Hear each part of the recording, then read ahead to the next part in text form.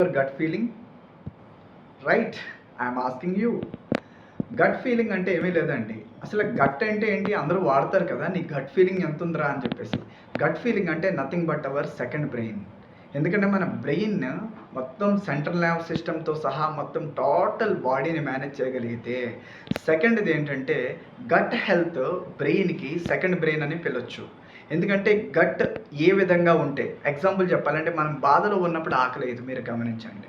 అలాగే ఇబ్బందిగా చాలా టెన్షన్స్లో ఉన్నప్పుడు ఆకలేదు, పైగా అసిడిటీ, ఇవన్నీ రావడానికి, గ్యాస్ట్రిక్ రిఫ్లెక్షన్స్ ఇవన్నీ రావడానికి కూడా కారణం ఏంటంటే గట్ హెల్త్. సో బ్రెయిన్లో థాట్ పర్ఫెక్ట్గా ఉంటే గట్ హెల్త్ కూడా పర్ఫెక్ట్గా ఉంటుంది.